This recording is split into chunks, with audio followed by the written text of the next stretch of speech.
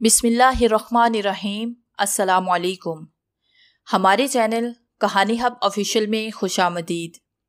नाजरीन, मैं आज आपके लिए इंतहाई खौफनाक और दिलचस्प कहानी लेकर आई हूँ। लेकिन कहानी शुरू करने से पहले आपसे गुजारिश है कि अगर आपने हमारा चैनल सब्सक्राइब नहीं किया तो आप हमारे इस चैनल को सब्सक्राइब कर लीजिए और बेल आइकन को भी प्रेस कर लें ताकि हर नई आने वाली वीडियो बआसानी आप तक पहुँच सके। वो गर्मियों की एक झुलसा देने वाली दोपहर थी। तन को झुलसाती, बदन से पसीना बहाती वो दोपहर बड़ी गर्म थी। मैं इस दोपहर में चलते चलते शदीद थक चुका था। अब मेरा चलना दुश्वार हो गया। उफ तौबा, इतनी गर्मी शायद पहले मुझे कभी लगी हो। गर्म हवा जब जिस्म से टकराती तो ऐसे लगता जैसे जिस्म को आग ने अपनी आगोश में ले लिया हो। कुछ देर सस्ताने के वास्ते मैंने अपनी निगाहें उस नीम के घने सायादार और तनावर दरख्त पर मरकूज रखी जो सड़क से चंद गज की दूरी पर था। दूर दूर तक सीधी काली सड़क वीरान दिखाई दे रही थी और किसी जीरो का नामो निशान तक नहीं था।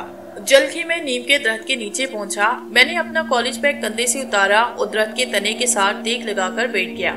दरख्त के साए में गर्मी का तासुर कदरे कम हुआ और हवा की तासीर मेरे चेहरे पर पड़ती तो एक खुमारी सी छा जाती और आंखें खुद ब खुद बंद हो जाती। ये सिलसिला खनूस कुछ देर तक चलता रहा। अपने कॉलेज बैग को मैंने सर के पीछे सिरकाया। बैठे ही बैठे मैं नींद की नरम गरम आगोश में चला गया। मैं तंग रास्ते पर चल रहा था जो एक पहाड़ी चट्टान के करीब होता हुआ आगे निकलता था। मैं तन्हा था, मेरे साथ कोई भी न था, बिल्कुल तन्हा। हद नजर तक चट्टानी और पथरीली जमीन दिखाई दे रही थी। सूरज अपनी पूरी रफ्तार से आग उग रहा था। चलते चलते पीछे निगाह डाली तो दूर से मेरे पीछे पीछे कोई साया चल रहा था। ये इलाके में सफर कर रहा था। ये यकीनन मेरी तरह का इंसान होगा जो कि मेरे पीछे इसी पथरीली और शहरज़दा इलाके में सफर कर रहा था। वो सायानुमा इंसान मेरे लिए तजस्सुस का बायस बन गया। मैंने अपनी रफ्तार एक अनजाने खौफ के बायस तेज कर दी। जूजू में खौफ के बायस पीछे देखता तू मेरी खौफ की शिद्दत भी बढ़ती गई। अब मेरे और सायानुमा इंसान के दरमियान फासला धीरे धीरे कम हो रहा था। हता कि हमारे दरमियान सिर्फ 20 कदमों का फासला बाकी रह गया था। जब थोड़ा फासला मजीद कम हुआ तब मैंने उस इंसान के चेहरे की तरफ देखा। उसका चेहरा देखने के बाद खौफ से मेरी घिघी बन गई। उसका चेहरा किसी लोहे की तरह सुर्ख था। खौफजदा चीख के साथ मेरी कदमों में हरकत पैदा हुई। बेतहाशा मैंने भागना शुरू कर दिया। वो इंसान लोहे का बना हुआ था। वो तवील कामत था और बिल्कुल लोहे का बना हुआ दिखाई दे रहा था। महीने किसी ने उस शख्स को आग में कुचल दिया हो। वो अंगारा था और सुख अंगारा बनकर मेरे पीछे आ रहा था। उस तवील कामत इंसान की फौलादी वजूद में सबसे दहशतनाक चीज उसकी बड़ी जर्द आंखें थी। दौड़ते दौड़ते मेरे पांव शल हो चुके थे और मेरी सांस पूरी तरह से फूली हुई थी। वो हैबतनाक औफरियत भी मुसलसल मेरे ताकों में आ रहा था। अब मैं भाग रहा था। उसके दरमियान जो फासला था अब वो बरकरार था। मैंने भागने के दौरान अपने जूते भी उतार फेंके। नुकीले पत्थर अब जो पांव तले आए तो जल्द उधर जाते। मेरे पांव लहू लुहान हो चुके थे। अब जब सहमी पांव के नीचे पत्थर आते तो वीराने में मेरी दिलदोज चीख गूंज जाती। आगे एक और चट्टान थी जो कि काफी ऊंची थी। मुझसे अब मजीद भागा नहीं जा रहा था। मेरे पांव शदीद जख्मी हो चुके थे। खून आलूद पांव से क्या मैं चट्टान पर चढ़ जाऊंगा? मैं पहाड़ी चट्टान पर पहले कदम से ही ठोकर खाकर मुंह पे बल आ गिरा। उफ खुदाया, वो खौफनाक उफरियत मेरे सर पर पहुंच चुका था। मेरे खास जवाब दे गए थे। इससे पहले कि वो उफरियत मुझ पर छिपटता मैं अंधेरों की अथाह गहराइयों में गिरता चला गया। जब मुझे होश आया तो धीरे धीरे आंखें खोली। न जाने कितनी देर वहाँ बेहोश पड़ा रहा और कब बारिश शुरू हुई। मैं मुकम्मल तौर पर सूखा हुआ था। पूरे जिस्म से दर्द की शदीद तेज़ें उठ रही थी।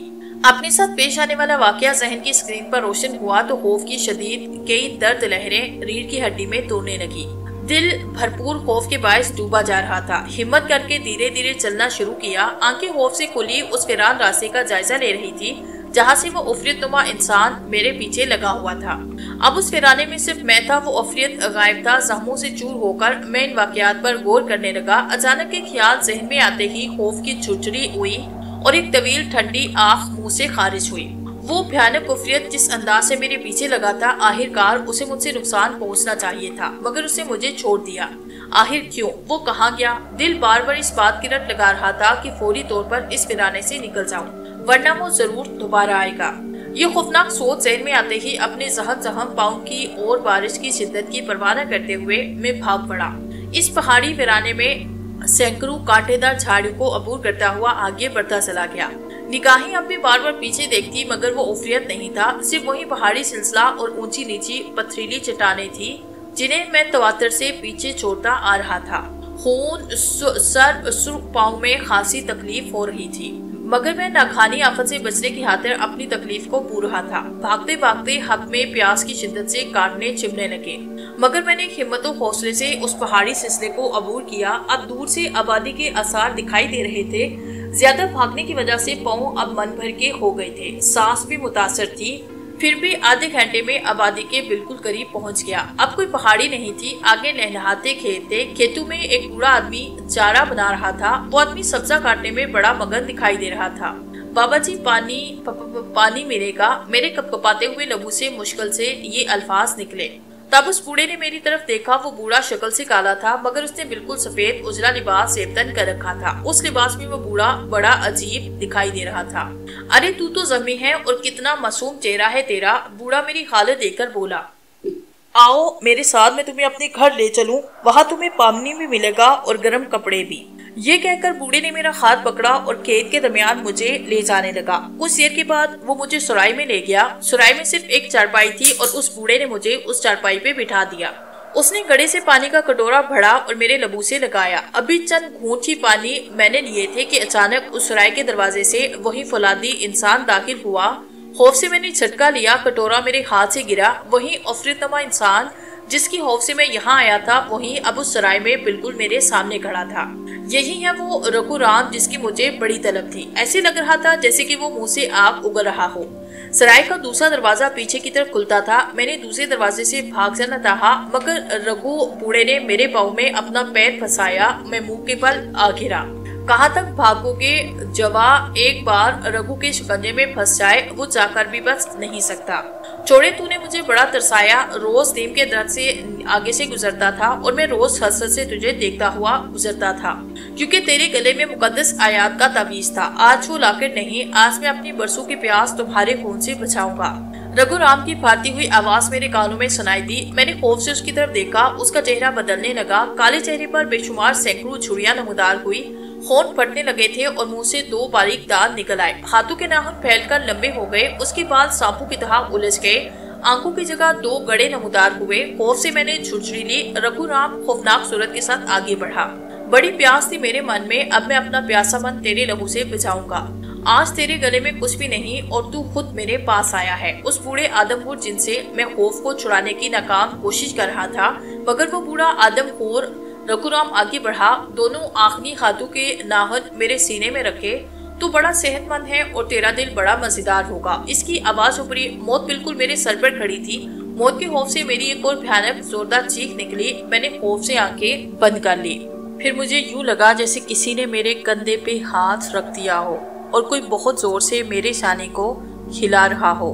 उठो, तुम्हें क्या हो गया है? प्लीज देखो, उठ जाओ। देखो उठ जाओ, तुम्हें शायद यहाँ पर कितना टाइम हो चुका है। कानों में रस घोलती हुई शीरी मीठी सी आवाज मेरी समातों में गूंजी। जब आंखें खोली तो अपने सामने एक खूबसूरत मनमोहनी सी मेरी हम उम्र लड़की खड़ी थी। वो जदीद दौर का नमूना थी। वो चीज के साथ बड़े खूबसूरत लिबास में खड़ी थी। वो कोई परी दिखाई दे रही थी। वो लड़की मुझे हैरान सी नजरों से तक रही थी। मैंने पहले इर्द गिर्द का जायजा लिया तो अपने आप को उसी नीम के दरख्त के नीचे लेटे हुए पाया। मुझे इस भयानक नींद से जगाने वाली वो लड़की मेरे लिए फरिश्ता बनकर आई थी। अचानक मैं चौंक गया। नहीं, ये ख्वाब तो हकीकत है। मैंने इसे देखा। सड़क पर बिल्कुल नई होंडा सिविक कार खड़ी थी।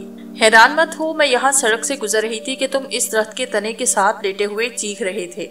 इसलिए मैंने गाड़ी को रोका, तुम्हारे पास चली आई। मगर तुम्हारी हालत तो बहुत बुरी है।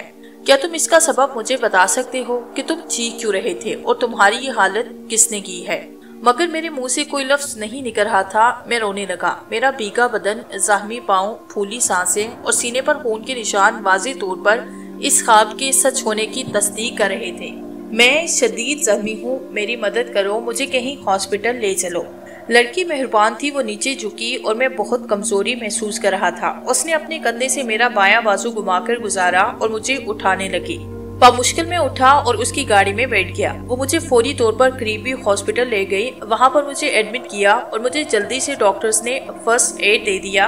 वो लड़की वहाँ पर मेरे लिए रुकी। जब मैं कुछ काबिल रहम हुआ, मेरी हालत संभली, तब वार्ड में मुझे मिलने आई। उसका नाम ज़ेबा नाज था और वो घर जा रही थी। मगर जब उसने मेरी चीख सुनी तब वो मेरी तरफ मुतवज्जे हुई। उसका कहना था कि मैं नीम के तने के साथ टेक लगाए हुए चीख रहा था और मेरी तेज धार चीख ने ही उसे मेरी तरफ मुतवज्जे किया था। वो लड़की वाकई बहुत रहम दिल थी। अब मेरे सामने बैठकर मुझसे बातें कर रही थी। हालांकि मुझे यहाँ आए हुए कई घंटे बीत चुके थे। बातों बातों में उसने मेरा नाम भी पूछा, मेरे घर वालों के बारे में पूछा। मैंने अपना नाम अहमद ताबिश बताया और कहा मैं अपनी खाला के साथ रहता हूँ क्योंकि मेरे माँ बाप बचपन से ही इस दुनिया से गुजर गए थे। मेरी खाला की शादी हुई थी मगर वो बांझ थी, इसलिए उसने बचपन में मुझे गोद लिया। वो मुझसे उसके माँ बाप की तरह प्यार करने लगे। मेरे कहने पर ज़ेबा नाज ने हमारे घर के लैंड नंबर पर खाला और खालू को इतला दी। आधे घंटे में वो दोनों मेरे पास थे। अपनों को पास देकर मुझे बहुत ढारस मिली। खाला ने तो ज़ेबा नाज के हाथ चूमे। जब मैंने अपनी आबिती उन्हें सुनाई तो ज़ेबा नाज ने यकीन किया, मगर उससे ये सब किसी अलिफ लैला की दास्तान लग रही थी जो कि नाकाबिले यकीन थी।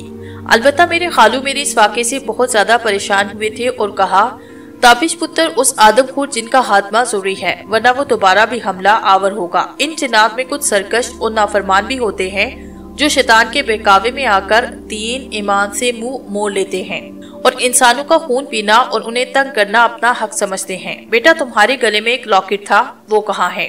खालू के सवाल पर मेरा हाथ बेसाहता अपनी गर्दन की जानिब गया, मगर वो बाबरकत लॉकेट मुझसे गुम हो गया था।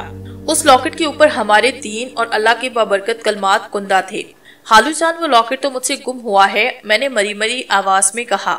हाँ बेटा, मैं समझ गया हूँ, इसीलिए तो उस हिंदू आदम हूँ जिनको मौका मिल गया, वरना इस बाबरकत लॉकेट के होते हुए वो कभी तुम्हें नुकसान नहीं पहुँचा सकता था। बेटा, तुम जल्दी से सेहतयाब हो जाओ, फिर हम मुर्शिद साहब के पास जाते हैं, वो जरूर कोई न कोई हल बता देंगे। खालू की बात सुनकर मैंने अस्बात में सर हिला दिया। ज़ेबा नाज ने जाते हुए मुझे अपना नंबर दिया और मेरा नंबर ले लिया। उसने जाते वक्त खाला जान से ढेर सारी बातें की थी। 3 दिन में ही मैं सेहतयाब हो गया था। हमारे गांव के बुजुर्ग एक पीरो मुर्शिद अरशद करीम रहते थे। वो बहुत पहुंचे हुए थे, दूर दूर तक उनकी शोहरत फैली हुई थी और लोग उनसे दम दरूद करने बहुत दूर से आते थे। खालू जान के साथ मैं मुर्शिद अरशद करीम के पास चला गया। उन्होंने मेरी बात सुनकर कहा, तू बड़ी किस्मत वाला है जो उस बदहसलत राघु राम के जंगल से बचकर आ गया। ये लो, ये तावीज पहनो, ये नूरानी इल्म के तावीज हैं। बेटो, रघु राम तुम्हारे खून के लिए बेचैन है। वो हर हालत में अपना अधूरा काम पूरा करना चाहता है। इससे पहले कि वो कालिम का सहारा लेकर दोबारा तुम्हें बेबस करे, तुम्हें राघु राम का खात्मा करना है। बाबा जी, मैं कैसे उसका खात्मा कर सकता हूँ? बेटे, मैं तुम्हें तरीका समझाता हूँ, तुम इस तरीके पर अमल करना, तुम आसानी से उसे खत्म कर दोगे। मैंने मुर्शिद साहब की बात सुनकर अस्बात में गर्दन हिला दी। ये दम किए हुए 4 किले हैं, ये तुमने इस नीम के दरख्त के तने में बराबर फासले से ठोंकने हैं, मगर इतने ठोंकने हैं कि इन कीलों का सर 1 इंच तने से बाहर हो। और ये डोरी ले लो, ये सफेद ऊनी डोरी है, ठीक 4 मरतबा इन कीलों के गिर्द घुमानी है। फिर माचिस की तीली से डोरी के आखिरी सिरे को आग लगाओ, लेकिन याद रखो कि तुमने इस अमल के साथ चारों कुल भी पढ़ने हैं। 4 कीलों के ठोंकते ही तुमने चारों कुल 4 दफा पढ़ लिए हूँ। उसके बाद कीलू के सर पर डोरी बांधोगे और आखिर में डोरी के सिरे को आग लगा दोगे, फिर तुम्हारा काम खत्म। मैंने मुर्शिद साहब की तमाम बातें जहन नशीन की और जाते जाते मुर्शिद साहब ने मुझे कहा, हमें ये काम दोपहर के वक्त करना चाहिए, क्योंकि रात और दोपहर में जिन्नात इंसान पर जोर आवर हो सकते हैं। रात को मैंने ज़ेबा नाज को फोन किया, उसे मुर्शिद साहब की तमाम बातें सुनाई। ज़ेबा नाज इस वाक़े से मेरी बहुत ही अच्छी दोस्त बन चुकी थी। तमाम हकीकत जानकर वो जैसे मुझसे करीब हो चुकी थी। ज़ेबा नाज ने मुझसे कहा, ताबिश, तुम कल सहपहर के टाइम मुझे कभी फोन करना, मैं भी आ जाऊंगी। ठीक है, तुम गाड़ी ले आना, खालू जान भी हमारे साथ जाएंगे। उसके बाद हम इधर उधर की बातें करने लगे। 4 बजे तक ज़ेबा नाज हमारे घर में मौजूद थी। खाला जान कुरान पाक की तिलावत कर रही थी और बार बार मुझ पर फूंके मार रही थी। चाय के साथ दीगर वासमात से फारिग होकर मैं ज़ेबा और खालूजान गाड़ी में बैठे।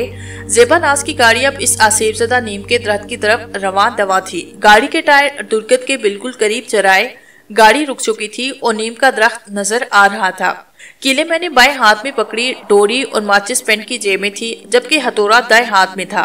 ज़ेबा नाज़ और खालूजान गाड़ी में बैठे हुए थे जबकि मैं गाड़ी से उतर गया। अब मैं कदम कदम से दरख्त की सिमत बढ़ रहा था। चारों कुल का विर्द मेरी जुबान पर जारी हो चुका था। जैसे ही मैंने पहला कील ठोंका, एक शोर की आवाज बुलंद होने लगी। हर तरफ से चीखो पुकार शुरू हो गई। चारों कुल मैंने तेजी से पढ़ना शुरू किए। अचानक हवाओं के झक्कड़ भी शुरू हुए। जैसे ही दूसरा कील दरख्त में गाड़ा, तेज आवाजें बदसूर उबरती चली गई, जैसे कि कोई बुलंद आवाज से रो रहा हो।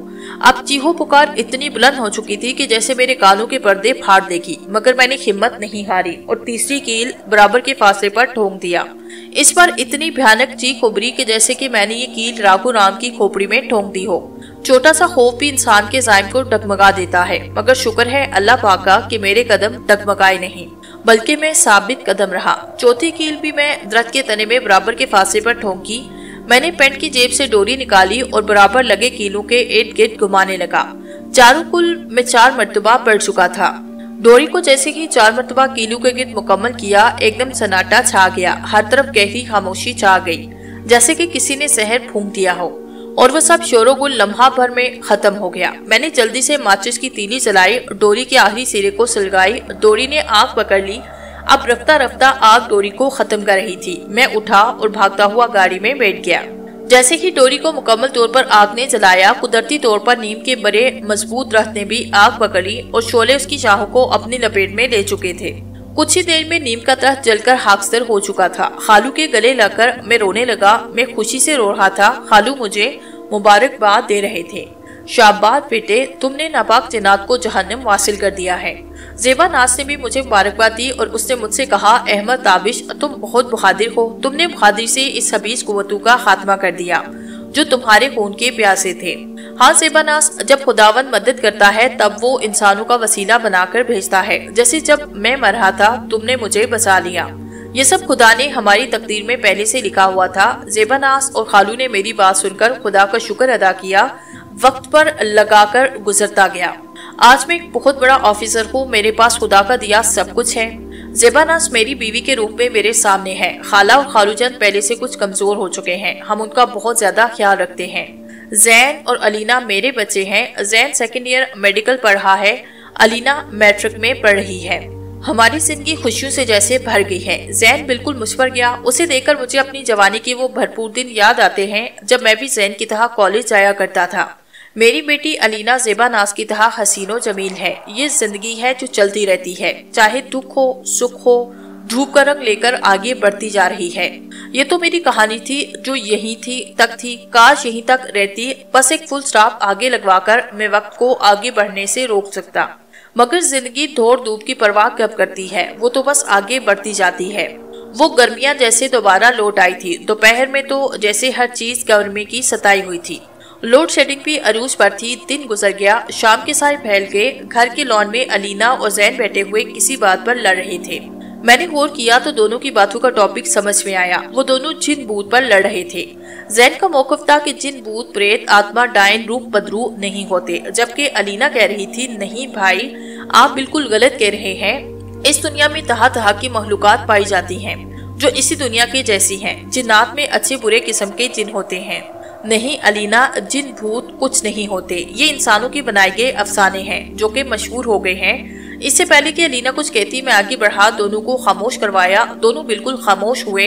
मैंने ज़ेबा को आवाज दी। ज़ेबा कमरे से बाहर चली गई। जी ताबिश, क्या बात है? ज़ेबा को मैंने जैन और अलीना की बातें सुनाई, जिसे सुनकर ज़ेबा नाज़ कुछ देर के लिए खामोश रही। फिर जैन से मुखातिब होकर बोली, जैन, इस दुनिया में जिन भूत प्रेत रूह बदरू आत्माएं मौजूद हैं और वाकई ये सब इसी दुनिया का हिस्सा है। मगर अम्मी, क्या आपने कभी जिन्नात को देखा है जो इतनी वसूख कह रही हैं? ताबिश, जरा अपनी शर्ट उतारिए। जैन के जवाब में ज़ेबा ने मुझसे मुखातिब होकर कहा, जोरो ज़ेबा, क्या बचपना है? ये तो बच्चे हैं, कुछ भी बोल देते हैं। नहीं जैन, मुझसे सबूत मांग रहा है और मेरे ख्याल में जो वाकया हमारे साथ हो चुका है उन्हें भी इनसे बाखबर रखना चाहिए। ज़ेबा की बात मानकर मैंने शर्ट उतारी और अपने सीने पर से वो निशान जैन को दिखाए जो राघु राम जी ने अपने आखिरी हाथों से मेरे सीने पर छोड़े थे। वक्त गुजरने की वजह से वो निशान मध्यम पड़ गए, मगर अब भी मौजूद थे। ज़ेबा नाज़ ने वो कहानी भी जैन को सुनाई। कहानी के आखिर में जैन को बताया कि इस वाक़े के गवाहान खाला और खालूजान अब भी इसी दुनिया में हैं और इसी घर में मौजूद हैं। अगर अभी यकीन न आए तो जाकर उनसे पूछ लो। जैन मुझसे लिपट गया और बोला, अब्बू मुझे यकीन आ गया है, मैं बहुत शर्मिंदा हूँ कि मैंने अब्बी से सबूत मांगा है। ज़ेबा नाज़ ने उसे गले से लगाया और कहा, जैन इस वाक़े से मैं और ताबिश मिले थे। ज़ेबा की बात सुनकर अलीना हंसी और शरारत से हमें घूरने लगी। ज़ेबा शर्मा गई। 2-3 दिन खैर खैरियत से गुजरे। बारिश हो गई थी, मौसम कुछ रोमानी हो गया था। उसके बाद गर्मियां फिर से शुरू हो गई। गर्मी की वजह से हर चीज से हबस रह रही थी। ये गर्मियां बड़ी ही शदीद थी। इतनी शदीद गर्मियों में कई साल पहले मेरे साथ वो जिन्नात वाला वाकया पेश आया था। अब फिर वही दिन लौट आए थे, मगर मैं कुछ बदल गया था। दिन पर दिन गुजरकर एक हफ्ता हो गया। मंगल का ये दिन बहुत तपश लिए हुए था, जैसे हर चीज को भस्म कर देगा।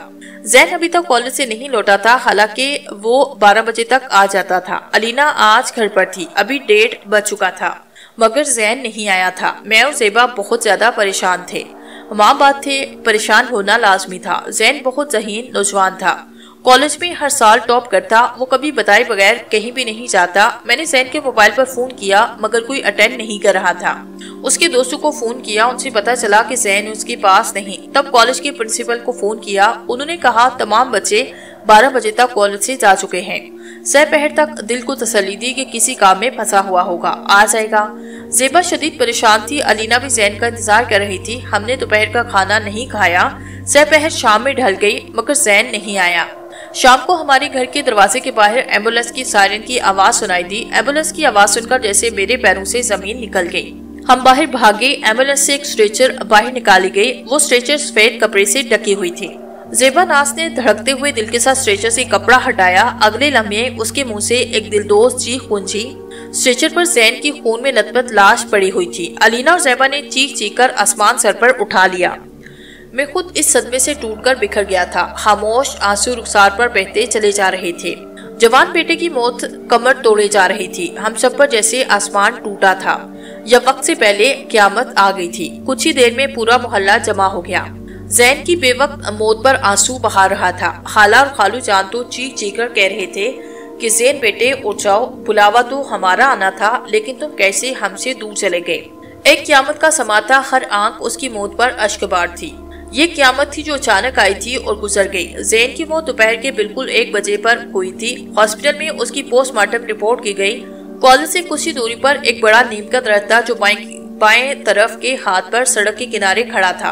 पता नहीं किस तरह जैन उस दरख्त के तने में से टेक लगाकर बैठा। और हाँ, जैन की मौत बिल्कुल उस तरह हुई जैसे मुझे राघु राम आदमखोर जिन ने देने की कोशिश की थी, मगर ज़ेबा ने मुझे बचा लिया था। जैन के सीने पर आहनी हाथों और लंबे नाखूनों की लकीरें खाल की सूरत में बिछी हुई थी। वो भीगा हुआ था।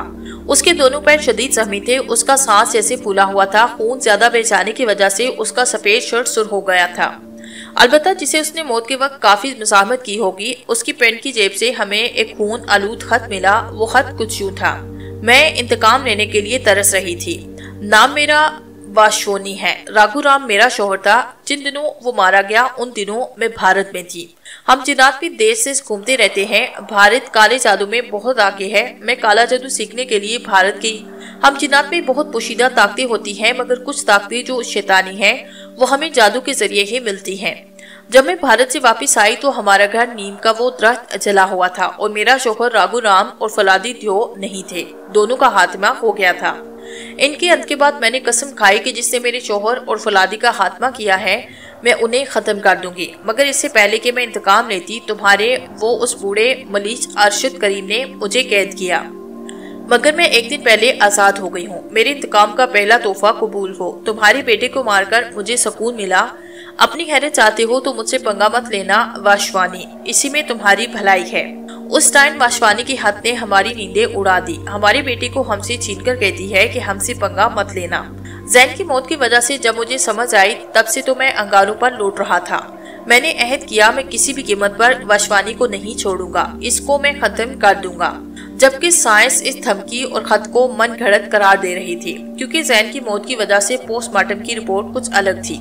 पोस्टमार्टम में लिखा था कि जैन को नशीली यानी नशावर दवा दी गई, जबकि वो मुकम्मल तौर पर गनूदगी में चला गया था। तब कातिल ने उसे नीम के दरख्त के तने से लटाया और देर तक उसके पाँव के तलवों में कांटे और नुकीले पत्थर चिपकाता रहा। फिर जैसे सर फिरे कातिल ने उस पर पानी की बाल्टियां उंडेली और किसी लोहे के आहनी पंजे से उसके सीने पर वार करके उसे शदीद जख्मी किया।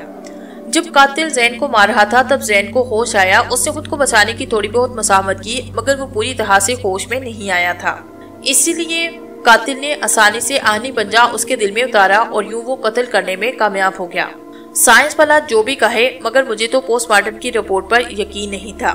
ये वाकया मेरी जवानी में रोनमा हो चुका था। मैं बाल बाल बचा था, मगर मेरा बेटा नहीं बच सका। वो मेरे इंतकाम की भीड़ चढ़ गया था और इस हद के बाद तो मुझे पूरा यकीन हो गया था कि वाशनी चुड़ैल है, जो कि रघु राम की बीवी है, क्योंकि ये कहानी सिर्फ हमें पता थी और जैन की मौत से एक हफ्ता पहले उसे सुनाई थी। ये हमारी बड़ी बदकिस्मती थी कि जैन को रघु राम की बीवी वाशनी चुड़ैल ने मार दिया और जैन के खून से हमें खत लिखकर वार्निंग दी। इस खतरनाक वाक़े के बाद खामोशी ने हमारे घर पर जैसे डेरे डाल दिए। मुझे अपनी तो कोई फिक्र न थी, मगर मुझे अलीना बहुत प्यारी थी। मैं अलीना को किसी भी कीमत पर खोना नहीं चाहता था। मुझे तो यकीन नहीं आ रहा था कि 20 साल के बाद ये वहशत दोबारा हम पर नाजिल हो जाएगी। इस अरसे में मुर्शिद अरशद करीब भी वफात पा चुके थे। मुझे कामिल का पता चला। उस आमिल का इश्तहार एक वीकली मैगजीन में शाये हुआ था। इस मैगजीन में किसी जोगी आमिल का इश्तहार शाये हुआ था, जिसका दावा था कि वो किसी भी किस्म के जिन्नात को काबू कर सकता है। मैंने फैसला किया कि किसी बंगाली बाबा से वाशनी चुड़ैल का खात्मा करवाऊंगा। रात को मैं बाबा बंगाली के आस्थाने पर गया। बाबा बंगाली का आस्थाना बहुत भयानक था। उसके कुछ मुरीद उसके आस्थाने पर पड़े थे, बाबा के हक में नारे लगा रहे थे। आधे घंटे तक मैंने उन मुरीदों से बाबा के नाकाबिले यकीन करामात सुने। फिर बड़ी मुश्किल से उनसे जान छुड़ाकर मैं बाबा के कमरे में दाखिल हुआ। अंदर कमरा धुएं से भरा हुआ था। कमरे की छत और दीवारें सुर्ख और काले पेंट से रंग की गई थी। बाबा बंगाली बहुत बुरा आदमी था। उसने सब्ज रंग का चोगा पहन रखा था। उसके गले में बेशुमार मालाएं लटक रही थी। उंगलियों में मुख्तलिफ रंग बिरंग के पत्थरों की अंगूठियां थी। बाबा को शुरू से मैंने अपनी कहानी सुनाई और जैन की मौत पर खत्म कर दी। कहानी सुनने के बाद बाबा ने कहा कि वो रात को इस नीम के दरख्त के करीब जाएगा और वाशनी को कैद कर लेगा। उसने मुझसे बतौर 50,000 रुपए भी मांगे। मैंने बाबा को पैसे दिए और वहाँ से चला आया। रात को बाबा के साथ मैं नीम के दरख्त पे चला गया। पुलिस ने नीम के दरख्त के इर्द गिर्द हारदार तार की बाड़ लगाई थी। बाबा बंगाली बदबूदार ने उसी बाड़ के इर्द गिर्द गोल दायरा खींचा और खुद उस दायरे में बैठ गया। बाबा ने मुझे इशारा किया कि मैं चला जाऊं। मैं वहाँ से चला जाऊं। मैं गाड़ी में बैठा हुआ था। वहाँ से घर आया। बाबा बंगाली ने मुझे समझाया कि मैं 2 घंटे के बाद आऊं। 2 घंटे के बाद मैं बाबा बंगाली के पीछे चला गया। दरख्त से अभी मैं 20 गज के फासले पर था कि अंधेरे में मुझे एक साया दिखाई दिया। अगले लम्हे में गोली चलने की आवाज सुनाई दी। फिर बाबा बंगाली की चीख बुलंद हुई। अनजाने वसवसे मेरे मन में भर गए। मैंने गाड़ी की रफ्तार बढ़ाई और लम्हों में बाबा बंगाली के पास पहुंचा। बाबा बंगाली का सुर खून उबर रहा था। बाबा जी क्या हुआ? क्या वशवानी ने तुम्हें मारने की कोशिश की? मैंने जल्दी से पूछा। नहीं, ये कोई इंसान है। मेरी बात गौर से सुनो। मेरे पास वक्त नहीं। गोली मेरे दिल तक पहुंच चुकी है, मगर कोई विश्वानी नहीं। जैन को किसी डायन विश्वानी ने नहीं, बल्कि उसके दोस्त वकास ने मारा है और मुझे भी वकास ने गोली मारी।